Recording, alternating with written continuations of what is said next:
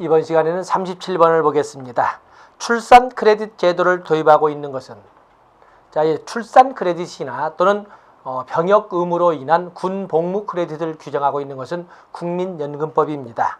그래서 출산 크레딧에서 자녀를 둘 이상 둔 가정의 부모가 나중에 노령연금 수급권자가 되었을 때, 만약에 자녀가 둘 이상이라면 둘째에 대해서는 12개월, 그리고 셋째부터는 18개월씩 가입기간에 첨가하여 거기에 더하여 가입기간을 계산하는 제도가 출산 크레딧인데, 그래서 두채 12개월, 셋째부터는 18개월씩 하되 상한선 50개월까지를 더해서 가입기간으로 계산하는 것을 출산 크레딧이라고 합니다. 그래서 군대 크레딧이라고 하는 것은 6개월 이상 군 복무나 사회복무 요원으로 근무한 사람은 나중에 노령연금 수급권자가 되었을 때 그 가입기간에 6개월을 더해서 계산하는 것을 말하자면 군 복무 크레딧이라고 설명을 합니다. 국민연금이 되겠습니다. 38번에 보시면 구직급여, 소정급여일수를 결정하는 기준은, 구직급여는 급여를 신청한 날로부터 1년 이내에 지급하되 소정급여 일수만큼만 지급을 합니다. 소정급여 일수는 마지막 이직일 당시의 연령과 그 당시에 보험, 피보험 가입기간 두 가지를 기준으로 해서 90일 이상 240일로 범위로 법으로 정해진 일자만큼 이렇게 구직급여를 지급하는 것을 소정급여일수라고 합니다. 그래서 소정급여일수 상한선 240일, 하한선 90일 이상으로 되어 있습니다.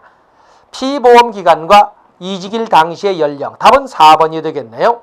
39번에 보시면 노인장기요양법에 대한 설명으로 옳은 것을 모두 고르면, 노인장기요양법에 나오는 옳은 것을 모두 고르면 장기요양보험사업의 보험자는 국민건강보험공단이다. 그렇죠. 5대 사회보험 중에 국민건강보험과 노인장기요양보험, 또 국민연금의 관장기관은 보건복지부가 되겠습니다.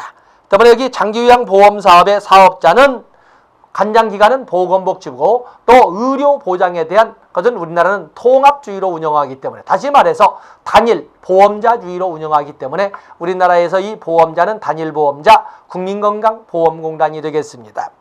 장기요양급여는 재가급여, 시설급여, 특별현금급여로 구분된다. 65세 이상으로 의료급여 수급권자는 장기요양인정을 신청할 수 있다. 장기요양인정 신청의 원칙은 바로 노인장기요양보험 가입자 및 피부양자, 물론 장기요양보험의 가입자 및 피부양자는 건강보험 가입자 및 피부양자와 동일합니다. 그리고 의료급여법상 의료급여 수급권자 역시 신청할 수 있습니다. 제가 장기요양기관을 설치하고자 하는 자는 장기요양기관을 설치하고자 하는 자는 지정을 받아야 하지만, 그 중에 제가 장기요양기관을 설치 운영하고자 하는 자는 시장 군수구청장에게 신고만 하면 됩니다. 답은 1번이 되겠네요. 40번에 보시면 실업급여의 종류에 포함되지 않는 것은, 자, 고용보험 사업의 종류 안 적어도 되겠지요. 고용보험 사업의 종류에는 고용안정 직업능력개발사업, 실업급여, 출산 육아휴직급여, 출산 전후 휴가급여가 있습니다. 그 중에 실업급여에는 크게 구직급여와 취업촉진수당으로 나눠볼 수가 있는데, 구직급여에는 소정급여일수만큼 지급하는 구직급여 외에도 예외로서 연장급여가 있죠. 개별연장급여, 훈련연장급여, 개별연장급여, 특별연장급여가 있는가 하면 상병급여도 있다는 것을 말씀을 드렸습니다. 또 그런가 하면 구직급여에는 그 실직한 근로자에 대해서만 구직급여가 지급되는 것이 아니라 폐업한 자영업자에 대해서도 구직급여가 신설되어 있다는 걸 알고 계시고, 그 기간은 폐업일 이전 2년간 1년 이상의 피보험 단위 기간을 요구한다고 말씀을 드렸습니다. 또 그런가 하면 취업촉진수당에는 4가지가 있는데, 조기 재취업수당, 직업능력개발수당, 광역구직활동비, 이주비, 이렇게 4가지가 있다고 그랬습니다. 그걸 가지고 설명을 했을 때 답은 1번이 되겠죠. 41번에 보시면 국민연금 기본연금액 산식에서 소득 비례 부분은, 자, 국민연금 급여를 보시면 국민연금 급여를 우리가 정리를 해보면,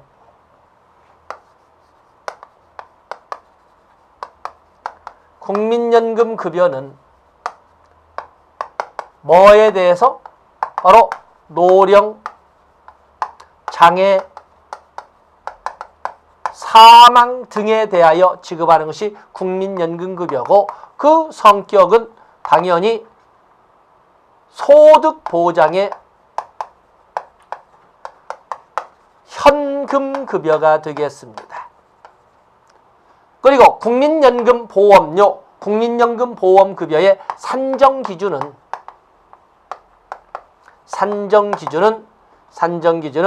기준소득월액이라고 그랬습니다. 기준소득월액. 그리고 국민연금 급여 산정은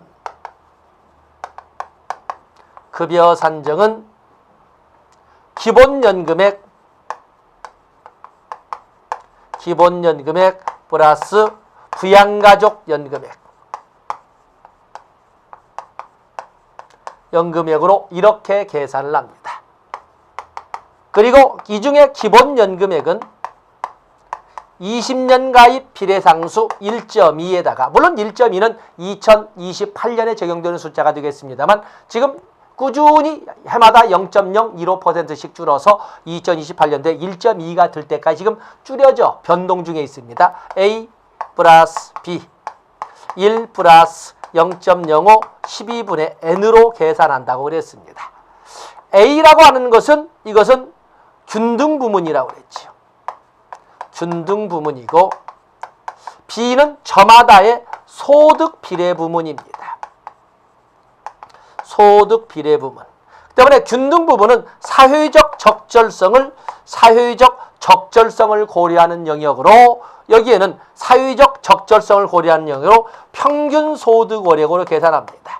평균소득월액으로 계산하는 데 비해서 B부분은 소득비례부문이니까 저마다의 소득이니까 개인적 공평성을 중심으로 이끌어가는 과정으로 기준소득월액으로 계산하는 영역이 바로 B부문이 되겠습니다. 그리고 이를 기준으로 해서 해마다 20년 초과 1년마다 5%씩을 더 지급한다는 의미로 0.05가 있는데 해마다 0.05, 5%를 지급하지만 20년 1개월 가입한 사람과 20년 11개월 가입한 사람을 똑같이 계산할 수 없기 때문에 12분의 N, 이건 월수죠. 월수. 20년 초과 월수를 말합니다. 초과 월수. 자, 지금 여기 문제에서는 그중에 소득비례부문, 개인적 공평성을 반영하는 소득비례부문은 B가 되겠습니다. 42번 아시죠? 고용보험 시행시기. 법률 제정은 93년, 시행은 95년 다 아십니다. 다음에 43번에 보시면 산재보험 가입자 종류에 포함되지 않는 것은 산재보험의 가입자는 오직 사업주만 가입할 수가 있고 개별 근로자 관리는 이루어지지 않습니다. 당연히 신고를 했든 안 했든 사업주가 신청을 했든 물론 적용 제휴 사업이 아닌 이상 신고를 했든 안 했든 간에 당연적용 사업장 가입자가 됩니다. 당연적용 사업장 가입자가 되죠. 만약에 적용 대상 사업, 당연적용 대상 사업이 아닌 경우에도 본인이 사업주만 가입자인 본인이 가입하기를 원한다면 가입 신청과 근로복지공단의 승인을 얻어 가입을 할 수가 있는데 바로 이런 경우에는 의무가입자라고 합니다. 만약에 당연적용 사업장이었던 사업장이 어떤 사정 변동으로 인하여 적용 제휴 사업으로 바뀌었다면 그때부터는 적용 제휴 사업이 된 경우에는 그 다음 날로부터 의무가입자가 된 것처럼 의제하는데 그것을 의제가입자라고 합니다. 의제가입자. 그렇기 때문에 산재보험 가입자에는 당연가입자, 굳이 가입하지 않는 적용제휴 사업인데도 불구하고 사업주가 신청을 해서 가입한다면 의무가입자. 당연적용 사업장이 사정변경으로 인해서 적용제휴 사업장으로 바뀌었다면 그 다음 날로부터 의무가입된 것으로 이렇게 의제하는 의제가입자, 이렇게 나눠볼 수가 있습니다. 지역가입자는 국민연금과 그리고 국민연금과 국민건강보험에서 볼 수가 있습니다. 답은 1번입니다. 현재 우리나라에서 적용하고 있는 건강보험의 주된 수가 방식은 행위별 수가제를 원칙으로 하되 2013년도 7월 1일부터 전국 병의원에 공통적으로 효율적으로 적용하는 7종에 있는 포괄수가제가 가미되어 있습니다. 답은 2번이 되겠죠. 45번에 단답 문제 나와 있습니다. 근로자가 전혀 기여를 하지 않는 것은, 자, 우리 사회보험 재원은 노사정 3자 부담이 돼 국가지원금으로 정부 부문도 있지만 주된 재원은 노사균등 분담에 보험료로 운영이 되는 것을 원칙으로 합니다. 원칙이 그렇다는 것입니다. 예외적으로 산재보험과 고용보험의 실업급여 보험료는 산재보험과 고용보험의 고용안정직업능력개발사업 보험료는 사업주가 단독 부담한다는 것을 여러 번 말씀드렸습니다. 그 때문에 근로자의 기여가 전혀 반영되지 않는 것은 산재보험료, 또 하나 굳이 더 든다면 고용보험료 중에 고용안정직업능력개발사업 보험료는 근로자의 기여를 요구하지 않습니다. 답은 4번이 되겠습니다. 다음에 46번에 보시면 국민연금법상 급여가 아닌 것은, 국민연금법상 급여는 아까 우리가 한번 적어본 것처럼 국민연금법상 급여에는 노령에 대한 노령급여, 장애에 대한 장애급여, 사망에 대한 유족급여, 또 그러면 일정 조건 구비 시에 대한 반환 일시금을 원칙으로 규정을 하고 있습니다. 장해급여는 산재보험에서 나오는 산재보험급여가 되겠습니다. 그리고 사망 일시금이란 건 뭐냐면 당연히 가입자나 가입됐던 자가 사망한 경우에 그 유족들의 생활안정을 위하여 유족연금을 지급을 하는데 기본 조건이 있습니다. 유족연금을 수급하기 전에는 사망할 당시 그에 의하여 주로 생계를 같이 하던 가족들에게, 유족들에게 지급하는 것이지, 아무리 유족들이라도 생계를 같이 하지 않았다면 그에게는 유족연금을 지급하는 것이 아니라 사망 일시금을 지급하도록 되어 있습니다. 바로 그런 차이입니다. 답은 2번이 되겠고, 현행 국민연금법 노령연금의 수급 조건은 18세 이상 18세 이상 60세 미만의 가입자, 적용대상, 가입자를 대상으로 해서 운영을 하되 노령연금 수급권자의 지위를 가질 적에는 적어도 가입기간 20년 이상 그리고 60세 이상이어야 됩니다. 실질적으로서는 부칙 개정에 의해서 출생연도에 의해서 가입기간은 60세가 될 때까지만 가입을 해서 보험료를 내지만 보험급여를 타게 되는 것은 출생연도에 의해서 53년생부터 57년생까지는 61세, 58년생부터 62년생까지는 62세, 또 63년생부터 이렇게 하는 것처럼 연도가 출생 연도에 의해서 수급 연령이 다 다르게 규정됐다는 것도 알고 계셔야 됩니다. 20년 이상, 60세 이상 이렇게 돼. 답은 4번이 되겠어요. 건강보험의 특징으로 볼 수 없는 것은 48번 나와 있네요. 건강보험의 특징으로 볼 수 없는 것. 건강보험 사회보험이 하나이기 때문에 당연히 국가에 의해서 법률로 강제 적용되죠. 국내에 거주하는 모든 국민을 강제합니다. 준일보험료가 적용된다? 아니죠. 보험료는 소득 비례각출입니다. 소득 비례각출. 그렇기 때문에 직장 가입자는 보수월액 곱하기 보험료율 플러스 소득월액 곱하기 보험료율 곱하기 2분의 1 이렇게 두 가지를 같이 더해서 보험료를 내도록 되어 있고, 그에 비해서 지역가입자는 세대 전원이 연대하여 내되 보험료 부가점수당 부가점수 곱하기 부가점수당 금액으로 계산해서 납부하도록 되어 있습니다. 균일보험료 아니지요. 답은 2번이 되겠네요. 준등한 수의 단기보험 좋습니다. 현행법상 고용보험 실업급여 보험료는 고용보험 보험료에는 두 가지가 있습니다. 실업급여 보험료와 고용안정 직업능력개발사업 보험료가 있는데, 실업급여 보험료는 2013년도 7월 1일부터 1.3% 노사균등분담이기 때문에 가입자인 근로자가 0.65% 그리고 사업주가 0.65%씩을 내도록 되어 있고, 고용안정 직업능력개발사업 보험료는 상시 근로자 수에 따라서 별도로 개별적으로 규정이 되어 있습니다. 1.3%가 되겠습니다. 50번에 보시면 건강보험급여의 성격이 다른 것은, 건강보험급여에는 요양급여, 요양비, 요양급여, 요양비 및 출산비, 또 그런가 하면 부가급여, 장애인 보장구 급여, 건강검진 이렇게 5가지가 있습니다. 자, 여기 보면 요양급여, 본인 부담금 상한, 요양비, 장애인 보장구 급여비, 또 여기 보면은 요양급여는 현물급여에 비해서 나머지는 모두 현금급여로 되어 있습니다. 51번에 보시면 현행 건강보험법상 직장가입자가 될 수 있는 자는, 자, 직장가입자, 건강보험법상 가입자에는 직장가입자와 지역가입자로 나눠볼 수가 있는데, 직장가입자 1개월 이상 고용되는 일용근로자, 우리가 직장가입자에서 대우되는 경우에는 직장가입자 1개월 거의 1개월 미만이죠. 1개월 미만. 1개월 고용기간이 1개월 미만인 일용근로자는 직장가입자에 적용이 되지 않습니다. 근데 여기는 1개월 이상 고용되는 함정을 받군요. 여기는 직장가입자가 될 수 있습니다. 현역 사병 월 60시간 미만의 시간제 근로자, 전에는 80시간이었다가 60시간으로 바뀌었습니다. 소재지가 일정하지 않은 사업장 근로자, 또 소재지가 일정하지 않은 사업자, 뭐 이런 등등은 직장가입자의 자격을 갖지 못합니다. 그래서 쭉 보시고, 그다음에 52번에 보시면 건강보험법상 사무직 종사자인 직장가입자의 건강검진은 일반검진, 영유아 건강검진, 암검진이 있습니다.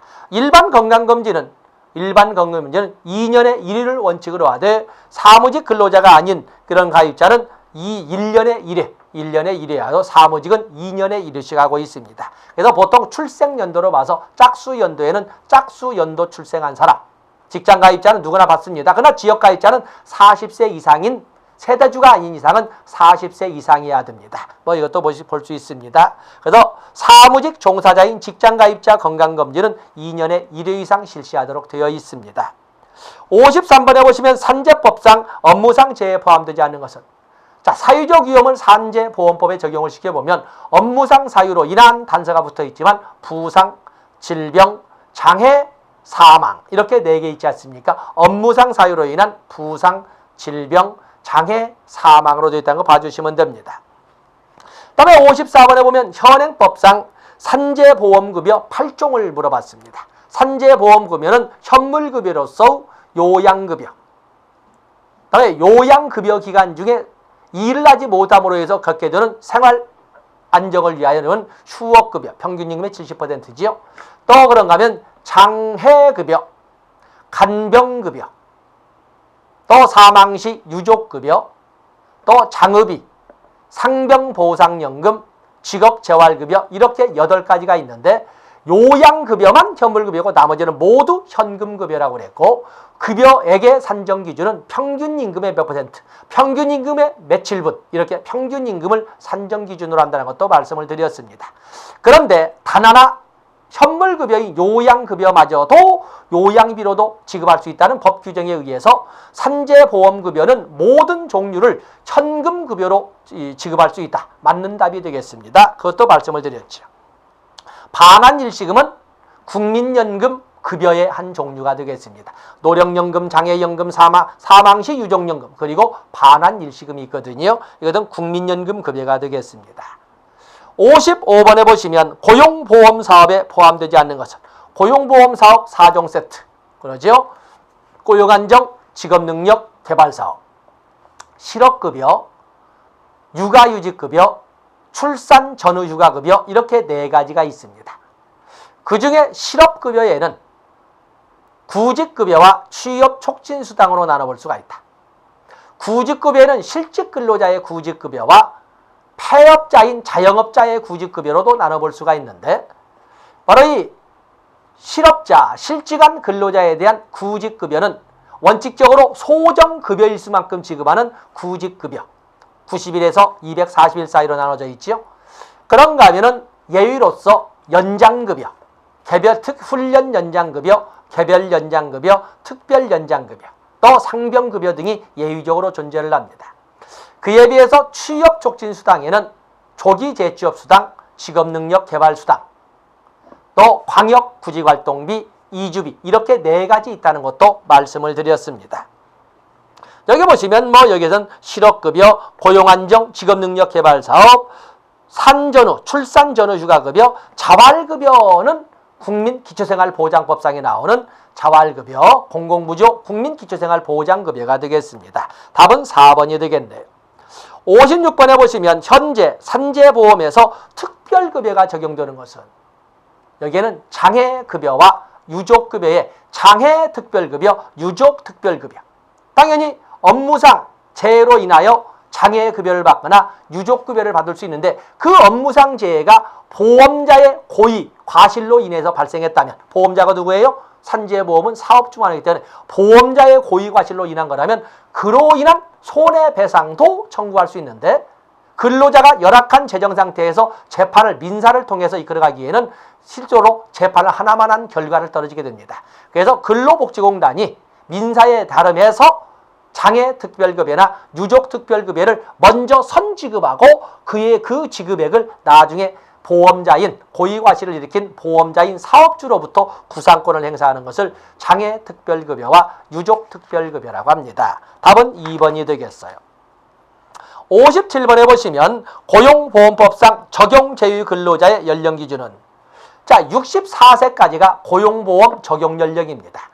65세부터는 원칙적으로 고용보험은 적용되지 않습니다. 그러나 모두가 적용되지 않는 건 아니고, 고용안정, 직업능력 개발 사업에 대해서만은 65세 이상의 근로자에게도 적용이 된다는 것을 여러 번 말씀을 드렸습니다. 때문에 원칙적으로 적용제휴 근로자의 연령은 65세부터입니다. 58번에 보시면 고령이나 노인성 질병 등의 사유로 일상생활을 혼자서 수행하기 어려운 노인 등에게, 띄어쓰기 없는 노인 등이지요. 노인 등에게 신체활동 또는 가사활동을 지원하기 위하여 2008년 7월 1일부터 시행한 것은 노인 장기 요양보험이 되겠습니다. 뭐 단답이 좋습니다. 그 다음에 59번에 보시면 관리 주체가 동일한 것끼리 묶은 것은 국민연금, 보건복지부 장관, 고용보험, 고용노동부 장관. 답은 3번이군요. 국민건강보험, 노인장기요양보험, 국민연금은 모두 보건복지부 장관이 되겠습니다. 그런가 하면 거기 보험자의 입장으로 본다면 국민건강보험과 노인장기요양보험은 우리나라의 의료보험에 있어서, 의료보장에서 단일보험자주의, 통합주의를 운영하기 때문에 우리나라의 단 하나의 보험자, 의료보장의 보험자는 국민건강보험공단이 되겠습니다. 여기는 보험자이기 때문에 답은 3번이 되겠습니다. 다음에 60번에 보시면 노인 장기요양보험제도에 대한 설명으로 맞는 것은, 장기요양급여는 시설급여를 우선적으로 제공해야 된다. 이건 틀린 거죠. 장기요양급여에는 재가급여, 시설급여, 특별현금급여가 있는데 재가급여 우선 제공이죠. 그래서 노인장기요양보험의 기본원칙, 그러면은 거기에 보면 적정 제공의 원칙, 재가급여 우선 제공의 원칙, 의료 서비스 연계 제공의 원칙이라고 이렇게 말씀을 드렸습니다. 재가급여 우선 제공의 원칙이 적용됩니다. 이게 틀린 거죠. 의료급여 수급권자는 본인 일부 부담금의 100%를 감경한다. 이렇게 돼야 되겠죠. 80% 있으면 100%. 그다음에 장기요양 등급은 2014년 7월 1일부터 5등급 체제로 바뀌었습니다. 5등급 체제로 해서 종래 3등급 체제로 해서 요양급여의 혜택을 주던 것을 4등급으로 세분화했죠. 그래서 1등급에서 5등급으로 구분이 된다. 5등급이라는 건 뭐냐면 치매의 경우에 국한해서 5등급을 신설해서 치매 특별 등급으로 신설을 한 겁니다. 그래서 여기는 맞는 것이 되겠습니다. 그래서 기존의 3등급을 4등급으로 세분화하되 치매의 경우에 국한해서 치매 특별 등급 5등급을 세분화했기 때문에 5등급이라고 이렇게 말하는 것은 맞는 것이 되겠습니다. 장애요양 1등급은 장애요양 인정점수가 1등급은 95점 이상 바뀌었습니다. 점수가 1등급은 95점 이상, 2등급은 75점에서 95점 미만, 그리고 3등급은 60점 이상 75점 미만으로 이렇게 되어 있습니다. 4등급은 51점 이상 60점 미만, 그리고 치매에 국한하지만 5등급은 45점에서 51점 미만으로 이렇게 구성되어 있습니다. 여기는 90점 이상이 아니라 95점 이상이 되겠습니다. 재가급여의 경우 장기 요양급여 비용의 15%는 본인 일부 부담금으로 한다. 그렇죠? 답은 3번과 5번 이 문제가 나올 적에는 2013년도에 만들어진 지출문제이기 때문에 이렇게 나와 있습니다만 오늘날 개정된 걸로 봐서는 이제는 장기요양 등급은 1등급에서 5등급으로 구분이 된다. 이거 맞는 것이 돼야 되기 때문에 3번, 5번으로 이렇게 여러분들 알아주시고 2014년도 7월 1일자로 바뀌었다. 그래서 종래 3등급까지만 혜택을 주던 것을 이제는 4등급으로 나누어서 설명을 하고 있고 1등급은 95점 이상, 2등급은 75점 이상, 3등급은 50점 이상으로 60점 이상으로 되어 있고 4등급은 51점 이상으로 되어 있다는 거 이렇게 봐주시면 됩니다. 61번에 보시면 국민연금 급여 중 노령연금을 구별하는 기준과 관련이 없는 것은 자 노령연금을 구별하는 기준 노령연금 거기 보면 성별과는 관련이 없지요. 노령연금에는 이제는 그런 용어를 쓰지 않습니다. 20년 이상 60세 이상이 되어야 수급자가 될 수가 있는데 그렇기 때문에 가입기간 20년 이상 그리고 연령 60세 이상 그리고 60세가 이상이 돼도 여전히 소득이 있는 업무에 종사하는 경우에는 65세까지는 재직자 노령연금이라고 해서 기본연금액만 일정 비율로 나눠줄 뿐이지 그렇기 때문에 여기 보면 소득활동 유무도 있습니다. 만약에 60세 가입기간이 10년 이상이고 55세 이상이 됐는데도 불구하고 소득이 있는 업무에 종사하지 못할 때 본인이 신청하면 말을 완곡에 있지만 55세 이상이 됐는데 먹고 살 길이 막막해서 본인이 신청한다면 연금을 60이 되기 전이라도 미리 앞당겨 줄 수 있다라고 하는 것은 조기 노령연금이라고 합니다. 그 때문에 여기 나오는 소득활동 유무도 대단히 중요한 선정 기준이 되겠습니다. 다음에 62번에 보시면 다음 중 현행법상 가입자의 종류가 가장 많은 것은 국민연금 국내에 거주하는 것이기 때문에 현행법상 가입자의 종류가 가장 많은 것은 국민연금이 되겠습니다. 현행상 국민연금. 고용보험이나 산재보험은 근로자를 사용하는 모든 사업이나 사업장이면서도 또 예외사업장도 있지 않습니까? 노인장기요양보험은 나이로 인한 제한이 이렇게 들어있죠. 나이로 인한 제한. 또 그에 비해서 국민건강보험이 국민연금보다 국민건강보험이 더 많지 않겠습니까? 라고 하는데 가입자라고 그랬습니다. 가입자에는 직장가입자와 지역가입자가 있는데 직장가입자는 숫자가 적지만 나머지 가족은 피부양자의 지위를 가지고 있을 뿐이거든요. 그렇기 때문에 국민연금이 가입자가 가장 많다라고 설명을 합니다. 다음에 63번에 보시면 국민기초생활보장법에 대한 설명 중 틀린 것은 1999년에 법률이 제정되고 2000년 10월 1일부터 시행이 됐습니다. 주거급여가 생활보호제도에 없던 주거급여가 신설되어서 7종 급여가 실시된다. 생계급여, 교육급여, 주거급여, 의료급여, 해상급여, 장제급여, 자활급여 이렇게 7종 세트가 운영되고 있습니다. 의료급여는 1977년에 의료보호법으로 만들어졌던 것이 2001년도에 의료급여법으로 이게 법률이 제정되면서 의료급여라고 바뀌었습니다. 인구학적 내용을 기준으로 하여 제정되었다.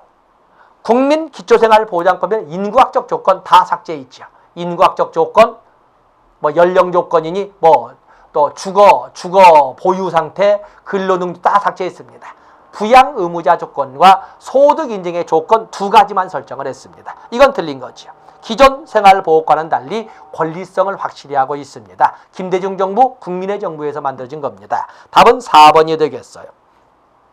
64번에 보시면 국민기초생활보장법의 내용으로 틀린 것은 국민기초생활보장법의 내용으로 틀린 것. 보장급여로는 해산, 교육, 장제, 의료, 생계, 주거급여 등이다. 그렇죠. 좋습니다. 수급기준은 부양 의무자 조건과 소득 인정액 조건이 되겠습니다. 자활사업 대상자는 조건부 수급자, 자활급여 특례자, 차상위 계층, 또 시설 특례자, 또 일반 수급자, 또 급여 특례 가구원, 이런 등등이 쭉 있습니다. 소득 인정액은 소득평가액 플러스 재산의 소득 환산액으로 계산을 합니다. 답은 4번이 되겠습니다. 소득평가액만 가지고 오는 것이 아니라 소득인정액은 소득평가액 플러스 재산의 소득 환산액을 가지고 계산을 한다. 65번에 보시면 현행법상 국민기초생활보장급여가 아닌 것은 이거 단답 문제 나와 있군요. 경제적 급여이자 필수급여로 생계급여 그리고 의무급여라고 할 수 있는 교육급여, 주거급여, 의료급여, 해상급여, 장제급여, 자활급여 이렇게 있습니다. 요양급여는 국민건강보험급여와 산재보험급여의 성격을 가지고 있습니다. 66번에 보시면 노인이 후손의 양육과 국가 및 사회 발전에 이바지 온 점을 고려하여 생활이 어려운 국민의 생활 안정을 지원하고 복지를 증진함을 목적으로 한다라고 하는 것은, 자, 이것은 2007년에 만들어져서 2008년 1월부터 시작했던 기초노령연금법이었습니다. 그것을 폐지하고 2014년도 5월부터 기초연금법으로 진행을 하고 있습니다. 답은 2번이 되겠습니다. 67번에 보시면 국민 기초생활보장제도가 추구하는 것으로 가장 적절한 것은 예방복지, 능동복지, 생산, 적극, 보편적.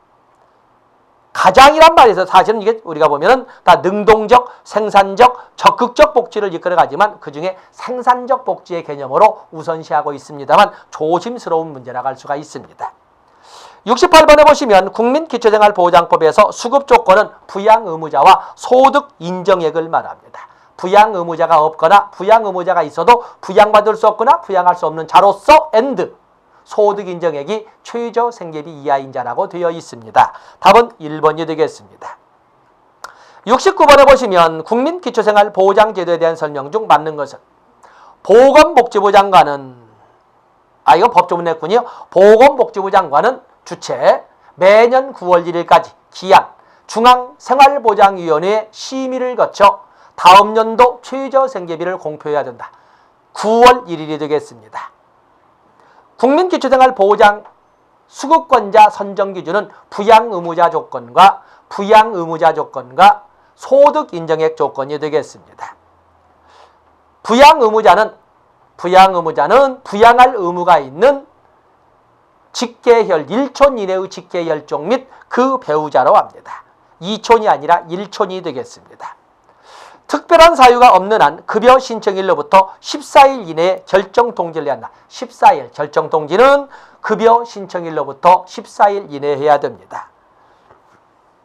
실제 소득 빼기, 가구 특성별 지출 비용 빼기, 근로소득 공제를 소득평가액이라고 합니다. 여기 깊이 내놨습니다만 소득 인정액은 소득평가액 플러스 재산의 소득 환산액인데 소득평가액은 실제 소득에서 가구 특성별 지출 비용 거기다가 근로소득 공제를 해서 나오는 것이 소득평가액이 됩니다. 드물게 이론 강의하지 않았지만 좀 깊이 들어가서 다뤄놨습니다.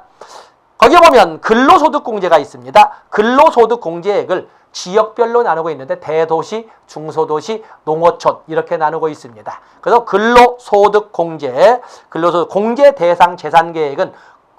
대상 재산 계획은 대도시와 같은 경우는 5,400만 원, 중소도시에서는 3,400만 원, 그리고 농어촌에서는 2,900만 원을 공제 대상 재산 가액으로 정해놓고 있습니다. 그래서 대도시는 5,400입니다. 72번에 보시면 근로연계형 복지정책. 근로연계형 복지정책은 다 뭐에 떠올려도 국세청이 총괄하고 있는 역시 근로연계복지 EITC가 나와 있죠.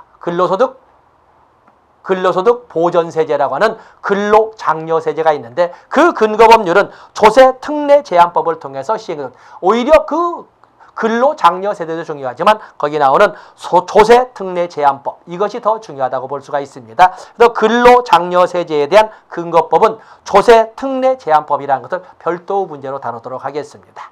자, 이 시간 여기까지 하고 다음 시간에 73번부터 진행하도록 하겠습니다. 고맙습니다.